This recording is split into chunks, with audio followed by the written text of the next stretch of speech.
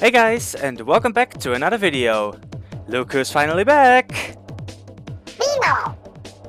And sorry for the delay and everything, but real life got in the way so many times. But I'm still back with another video, and this month is going to be my custom amiibo month.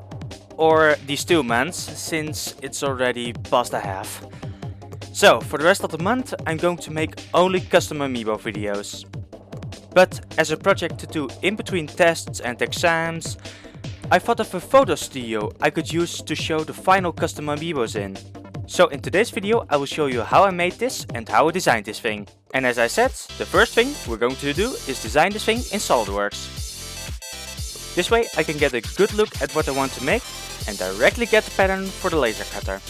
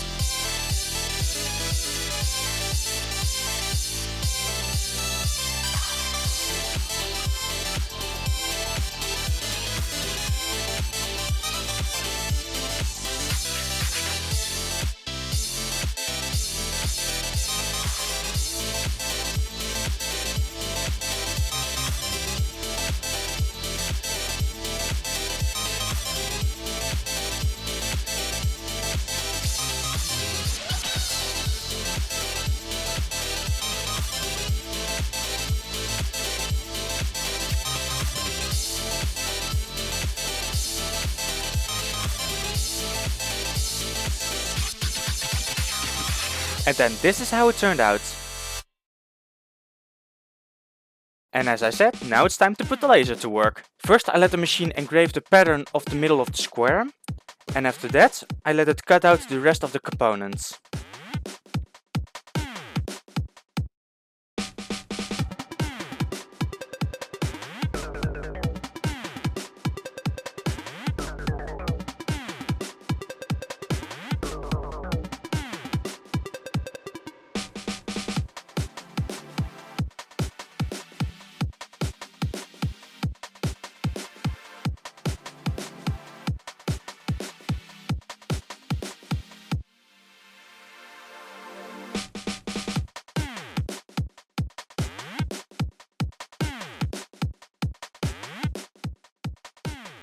And after that was done, it was my turn.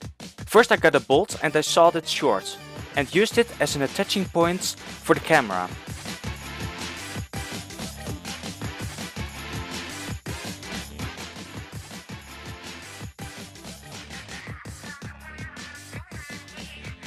Then it was my turn to glue the pattern to the spinning base. I also drilled a hole in the middle for the axle of the ball bearing.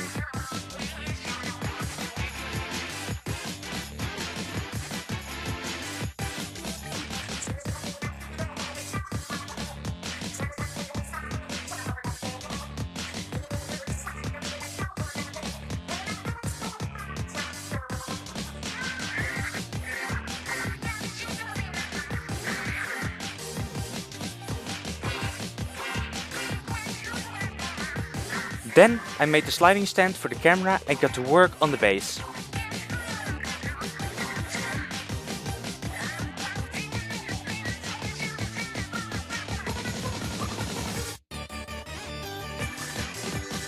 First I glued the legs.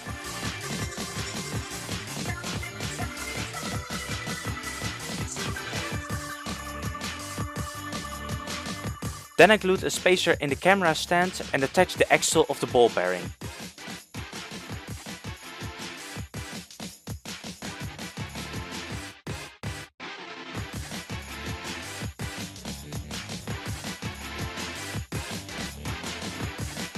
And after test fitting the sides, I glued them shut and attached them to the base.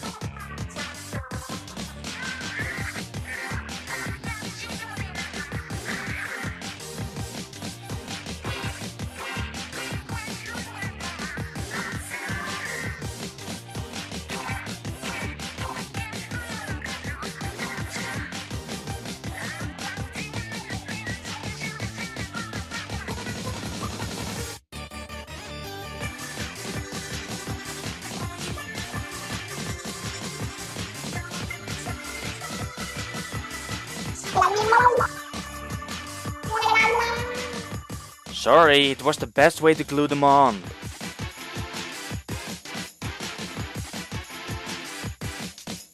And with all of that assembly done, it's time for the aesthetics, which means...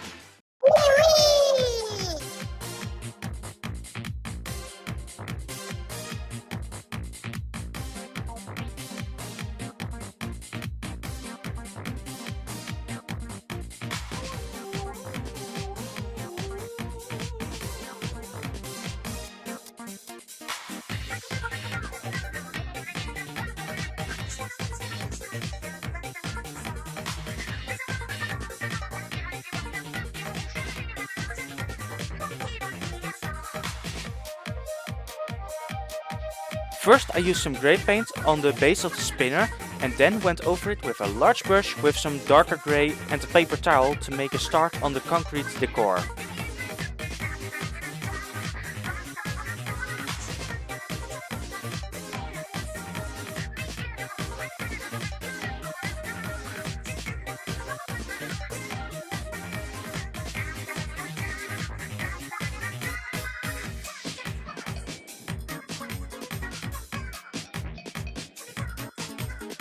And then I switched over to the background. I made these in Illustrator and printed them out on some A3 paper. Now I'm cutting them out and going over their sides with a marker to get rid of the white edges paper always has when you cut it.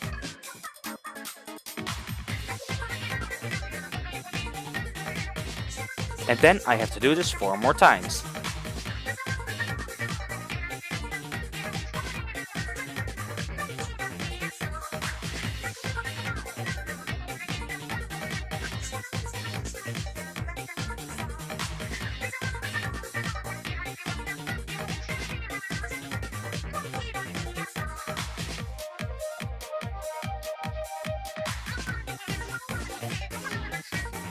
And for the final one, I have to make a mark in the middle for the pivot point of the spinner.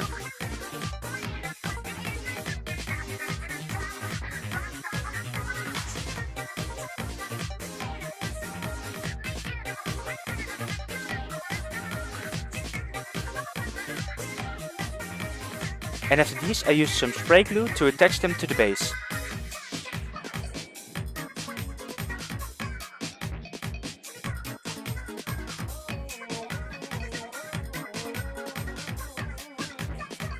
But first I have to paint some more details on the spinner. First I use some white paint for the arrows and the rings. But here I made a mistake, because the outside ring doesn't have to be painted white, but the pedestrian crossing has to get a bit more white.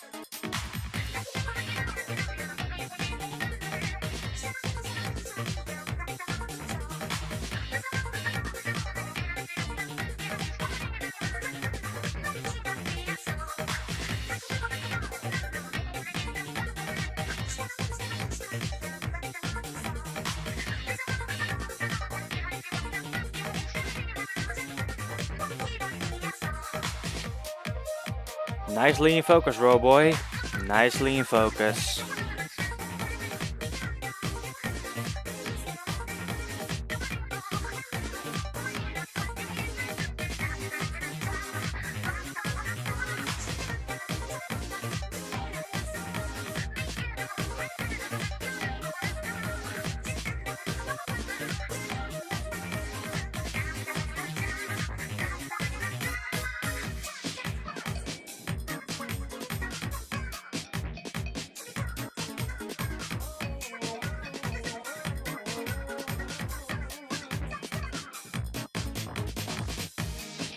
And there we go with the mistake.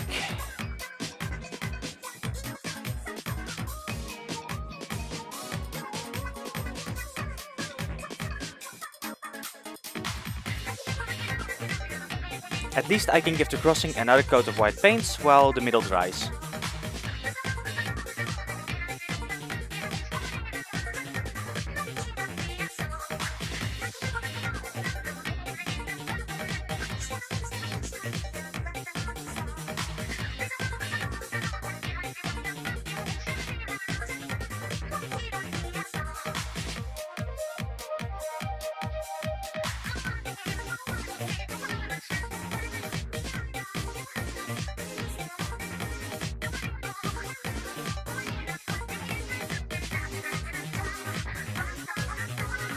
And then to do the arrows and the first ring again.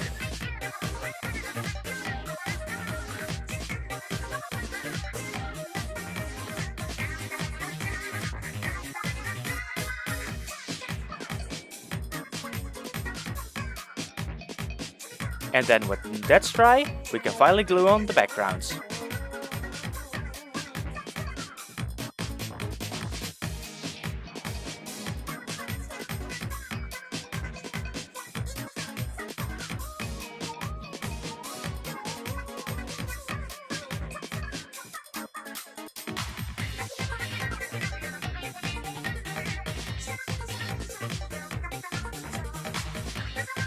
And speaking of the background, off camera I took some time to add some cracks to the concrete on the spinner, but now it's time for the yellow on the first ring.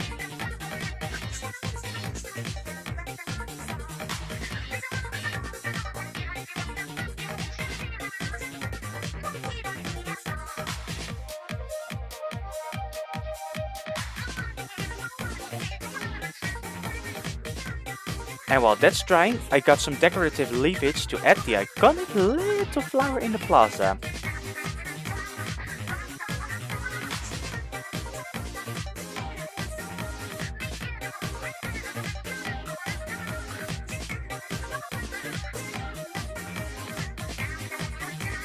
And I got the flower part by just adding a liberal amount of yellow paint to the greens.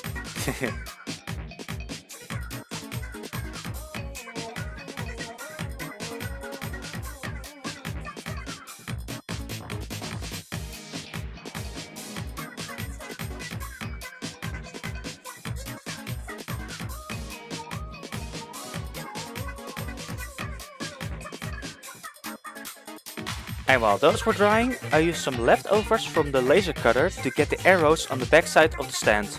This is totally unnecessary because you guys will never see it, but it's just a little detail I wanted to add.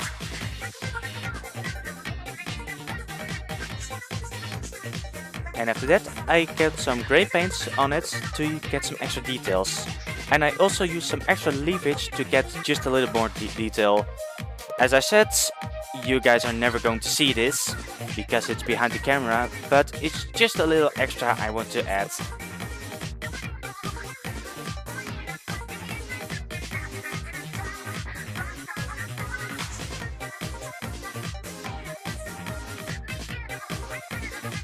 And then with that all dry, it's time to put it all together. But before we begin with the little showcase of the photo studio, I've made one extra thing. I got some logos from Splatoon 1, Splatoon 2 and Project Splatoon 3, and I've put them in Illustrator and printed them out. And I also put them through the laser cutter to get a wooden base, and I put some magnets in so I can hang them in the photo studio. So I can hang them in the background of all the custom amiibos I'm going to make and have been making. So I can get photos from the Splatoon 1 amiibo with the Splatoon 1 logo, all my Splatoon 2 amiibos with the Splatoon 2 logo, and all my future custom Splatoon 3 amiibos with the Splatoon 3 logo. And it's totally not because I can put Splatoon 3 in the title. No.